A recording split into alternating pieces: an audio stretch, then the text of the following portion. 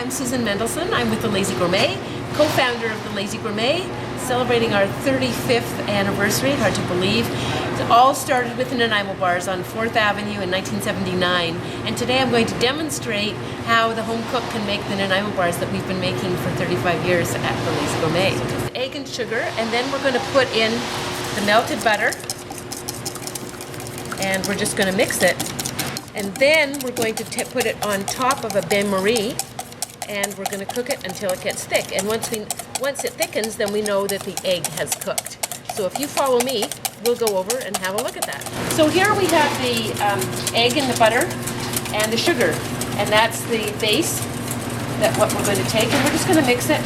Obviously we want to keep mixing it as the water is boiling underneath. We don't want the egg to cook and become a coddled egg, so we just have to keep it mixing and mixing and mixing. And we'll see in about 1 to 2 minutes, as the ribbons start to get thicker, that we know that the egg is cooked inside it. And it doesn't take too long, especially if you start with the melted butter.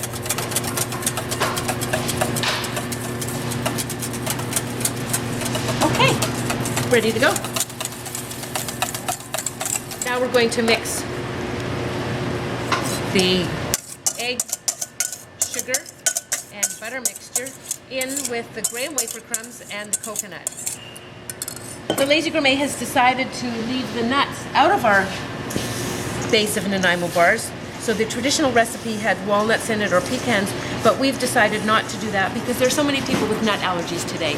So we just make the base with the coconut and the graham wafer crumbs, butter, sugar, and we just get it till it's all combined really well. And I'm just gonna, it needs a little bit more of this liquid. That's probably all it needs there.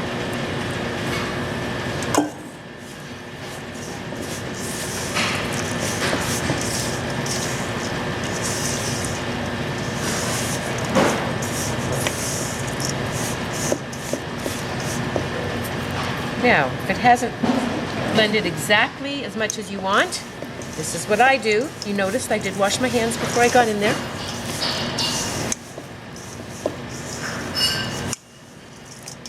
Now, you can really feel it. I always say that the hands are the best tool that you could possibly have. People say, what's your favorite tool in the kitchen? There's no question that it's the hands. And the hands here will do the best of the final mixing, especially when you're working at home.